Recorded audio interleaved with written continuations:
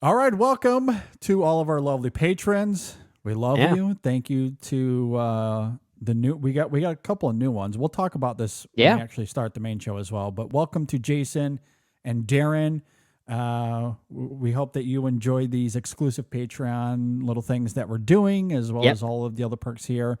And a big thank you to Giuseppe for updating his pledge to $5. Really hmm appreciate all of that, fellas. I got a bass guitar here. I'm giving the rock on as much as I can to keep the musicality somewhere in the background here. But yeah, Yeah. thanks, gentlemen. Really appreciate it.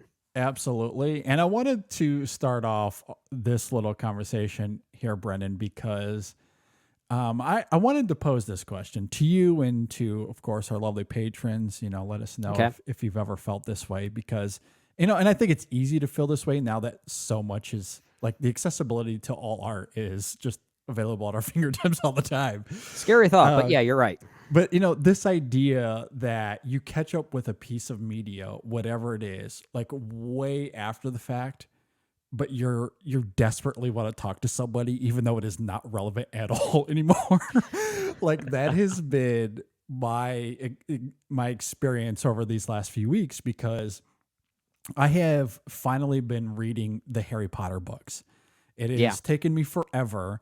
And it's a time thing, right? Because we're doing this, we're watching movies all the time. I know I got two kids now. It's always been hard to find the time to, for me anyway, to indulge in other forms of art.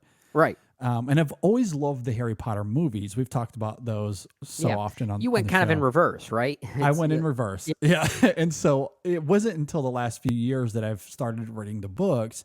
And there was a little bit of a hiatus. Like I read the first two, and then, I started on Azkaban, and I just, time got to me, and I dropped it. And then like 2 months ago, I was like, I'm going to pick it back up. hmm And I went through Azkaban quickly.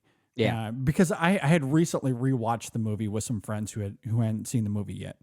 And so I hmm was like, man, I really want to read the book and see what the differences are. So I started reading that, and immediately I finished it and went into Goblet of Fire and just You're finished that you're like at the literally point right before.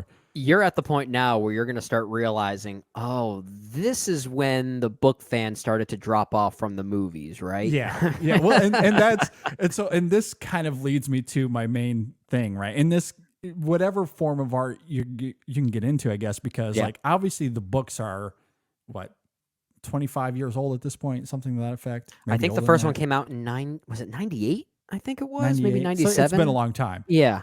And I'm catching up with them in 2023, the year of our Lord. So I Loose am terms and who way, that lord is, but yeah, yeah, fair enough. sure. Touche. In the year of our Lord Voldemort.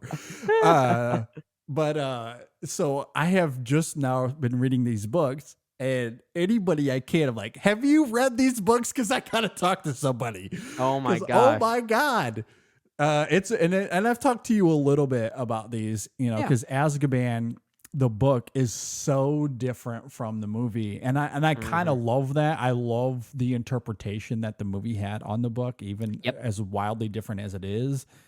And there's a few things about the book that just, man, that just kind of gutted me in their own ways.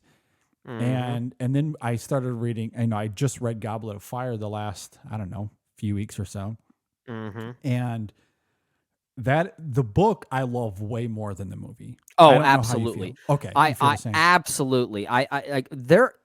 I'm not one that always says the book is better than the movie. Oh, Like if it's I agree. yeah, I'm not I that at know that's all. a Yeah. common, that's a common thing to say if you're a fan of the book first. It's the movie's never going to live up to the greatness Yeah. of the book, but I I'm don't so the opposite when it comes I to well, that. I don't adopt to that mindset Yeah. because and maybe this is part of the conversation you want to have here is that I'm not like most book purists, I guess. I didn't want to say that term because I feel like it's almost a bit derogatory. But Yeah, I'm not sure. like most of them that I don't necessarily need to see a faithful adaptation of a property I love. I agree. And it's because I respect the art of storytelling in both mediums in their own Mhm. ways. So if I love a book and it's being adapted into a movie, why do I want to see the same story again? Yeah. If that's the Yeah. case, I'll just read the book again. Like Well, that's and kind of that's my what mentality. I agree. I wholly agree. And that's kind of why I love actually reading the books after the movies. So I'm not Hmm. walking in with any sort of bias Yeah, or and we're misconception. primarily movie people, right? So at Yes, least we're that's my seeing first those love. properties and those Yeah. stories in the way that our artistic minds would most want to decipher them. Exactly. And Azkaban the movie, I think, is an impeccable interpretation of the book, even though the book is so very different. And I love both of them for the mediums in which they're crafted for. So Hmm. Azkaban, I think, is a perfect representation of what you're talking about because the Yeah, book is very, very good. I love what the book was doing. In yeah, fact, there were a couple of times where the book equally slayed me emotionally. And the movie does that as well, but in a very different way. yep. And so like, yeah, I don't need film to adapt the book verbatim. Who would want that? To me, that's boring. I don't know why you would want I a Yeah, verbatim adaptation. I think it's just like I said the word purist, right?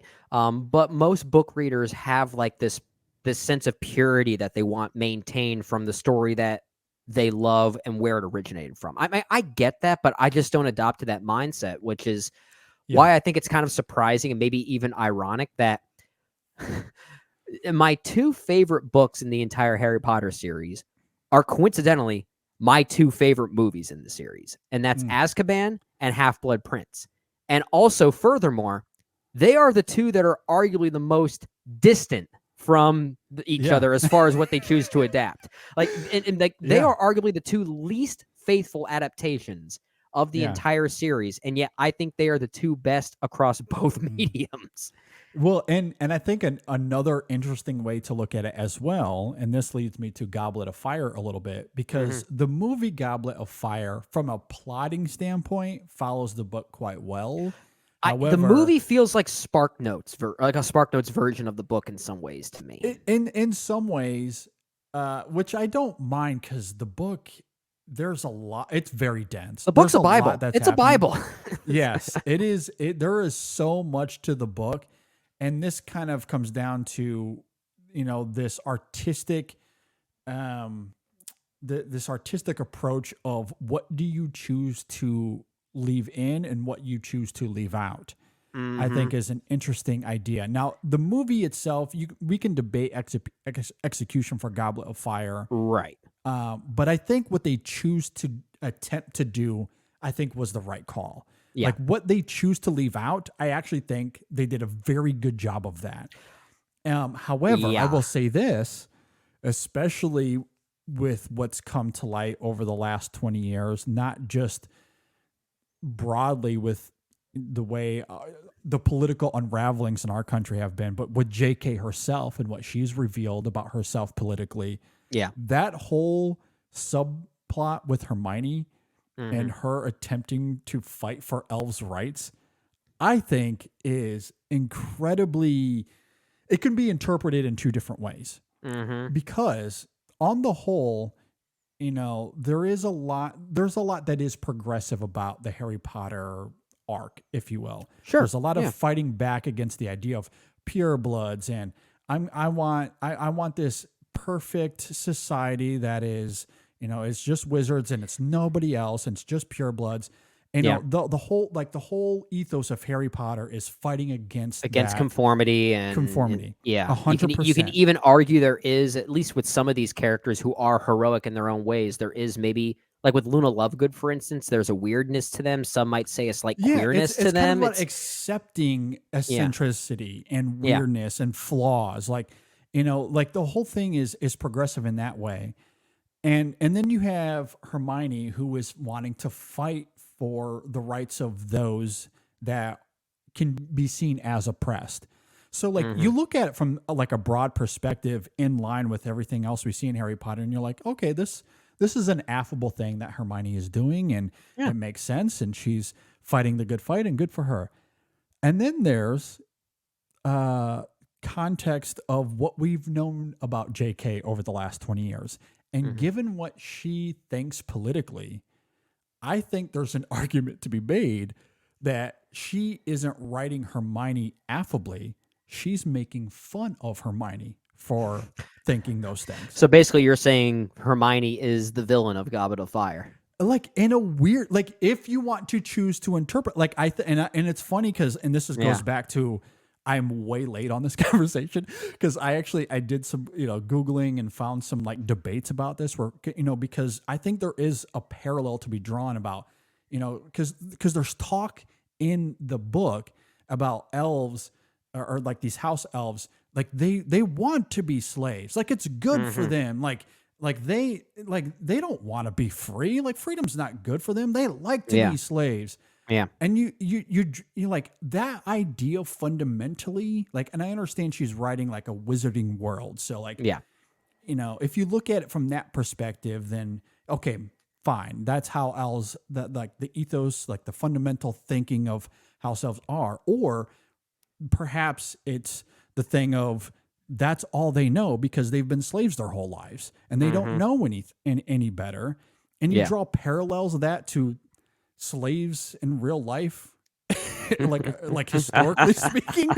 And it's like, is she really making fun of Hermione and of like, and really drawing out these like really nasty comparisons to slaves and like it's good for them? It's a provocative idea. Politicians actually voice in the last couple of years, which is kind of mind blowing. And again, I'm looking at this through the prism of JK and what right we now. come to know Yeah. right now. Well, and I think that's the issue, right? Because I think what you're talking about there is a pretty provocative idea that could almost add some interesting context and nuance to the story of Goblet of Fire in its original form that could be up for debate and thematic interpretation. But when you compare that to the perspective of who was writing it, then it sort of creates this almost hypocritical kind of thing. And that's where it gets kind of problematic. So you make a great point that it's just the way that art can evolve and perspective can evolve when you know where that original art originated from. Yeah. And 100%. The lifting of that curtain completely changes our own interpretation of it. And that's why, like, I was really interested to hear from others that had read the book and what they think of it maybe now versus the first time they read it. Because I admittedly loathe that aspect of the book. Because I could not separate JK from who we know her to be now. Yeah. And the whole time I kept thinking, like, she is advocating for slavery and saying that it's a good thing that they're slaves. But because but if you were to read that without that context, you'd probably find it pretty provocative. Yes. Right? Well, because again, on the other side of that coin, without the context of what we know JK to be in real life, it comes off more affably, like in sync with the other progressive ideas of the book and of the films. And so it's like, it honestly, I think that can be seen in two totally different lights. And, as I'm reading the book now, I think, that's how it read to me, especially when, Hagrid is like, oh yeah, they love to be slaves. Like it's good for them. Like that's what they want. But we talk about this. We talk about this a lot, right? Not just with art in general, but with movies. Sometimes some movies, given their subject matter, we talk about them not aging well, right? And maybe that could be because of the director or screenwriter, or maybe the actor portraying that specific idea in that particular scene or movie, whatever it is. And we kind of have to fight this internal battle that, do we still praise it because it represents a particular perspective at a point in time, like it's a bit of a time capsule idea? Or do we have to be harder on it as time goes on and just recognize that maybe it just doesn't age well? So the movie or book or whatever is going to, it's going to become devalued in time. And that's, we have those conversations a lot. And this is more or less that's what's happening here, just in book format. Absolutely. And look, I'm not saying, because I don't know what her intent was when she wrote it. I truly don't know. Yeah. And I am willing to admit that my interpretation of Hermione in the book is maybe misguided, because I am wholly interpreting it from what I know JK to be political, like what her political stances are now in 2023. And so maybe I am misreading that, but I think that interpretation is very much there. I think you Yeah. can read it that way, given actual dialogue in the book and how like Hermione is in the book. She's treated as like you're naive for wanting freedom and equality for these things. Hmm. Like and she's like these are creatures with souls. Like they have personalities. Like and everyone else is like like they kind of throw her aside. So like I don't think I'm coming out of bounds by saying Well, that. I'm That's gonna kind throw of I'm weird gonna throw now, another but comparison out there. A very different comparison, a very different kind of film specifically. But I remember when you first saw Powell and Pressburger's A Matter of Life and Death, and you yeah, argued that the ending was this almost like weird battle between the power of love versus the power of science. yeah, And the yeah. film seemed to have more leanings on the power of love being its defining thing, but there still seemed to be this lingering idea that maybe it's possible science is what saves people, right? So it's a provocative Yeah. idea. But Yeah. what if, hypothetically, both Powell and Pressburger themselves came out and said, like many years later, love is the dumbest thing. Like, this is stupid. This is absolutely terrible. All of a sudden, your perspective on that movie changes because now we have a one-sided interpretation of that ending from the people who originally made it. Exactly. And that's kind of like what's happening exactly. here, right? That's 100% what's happening here because it does feel like because we know how her to be. Yeah. And so you look at that in hindsight and you're like, why is Hermione written this way? Like why are they making fun of her for like these affable qualities? You know. And Yeah. and also like as much as I like the book, it also is just dropped at a certain point because then Harry goes to the maze and there's all of that like so Oh my eventually like gosh. it's not crystallized at all either, but it's a Yeah. fascinating thing. You're And getting in, it's yeah, you're getting into my next question, and it's not one you can answer yet because obviously you haven't continued the book series. yeah. Like you're at Goblet of Fire, that's where you've ended. In fact, if I'm Mhm. not mistaken, you haven't even started Order of the Phoenix yet. Not yet. No, that's next week. So well, let me first ask: of the books, how would you rank the books thus far? Azkaban first. Mm-hmm. Man.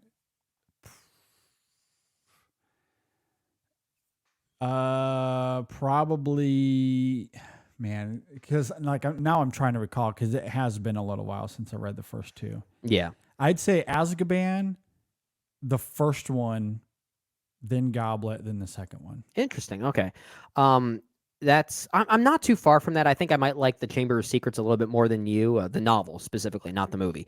But the reason why I wanted to ask that is because I know your favorite of the movies is the fifth one, Order of the Phoenix. Well, sort of. Well, sort of. I mean, okay, Alfonso Cuarón made such an artful film; it's hard to distinguish that. But Yeah. we'll at least agree That's with this. it always used to be. And Yeah. and I just watched Order of the Phoenix again last night because I'm going Mhm. through these with my friends who haven't seen them yet. Yeah. And I still love that movie a lot. Mhm. Then it's at least And your it- number two if it's not your number yeah, one, right? It's Okay. exactly like every time I watch Azkaban, I fall deeply more in love with it. Like and it's So just- artfully made. It goes yeah. back to this conversation about auteur directors making IP blockbusters and still making their It was own the movies in Barbie the of its process. day. Yeah, it's the Barbenheimer of its day. like it really was. yeah, I mean, but- and so Yeah, but the reason why I wanted to bring this up is because I know how much you love Order of the Phoenix as a movie, and I love that movie Yeah. as well. I think it's good. Mhm. Not even good. I think it's great. I think it's one of the better movies. Uh, I am very, very curious to hear what you think of the book of Order of the because Phoenix. you don't like the book. I think it sucks. I think it is so. You talked about Okay. you talked about Goblet of Fire in the adaptation process, picking and choosing what plot elements it wanted to focus on. Yeah. The reason why the movie Order of the Phoenix works so well is because it picked the right plot points It to picks focus the on. right ones. Yeah. The book is just a series of subplots. That's all it is for 1,200 pages. That's wow. all. And I really struggle with it. It Hey, puts there really is an art to that though, you know, because and look, I think Goblet of Fire the movie could have been really provocative if it chose to tackle this whole Hermione thing, and depending on how they done it, they could have really presented it as this really Sure. conflicted thing, and but I understand why the producers are like, we're not touching that, no way.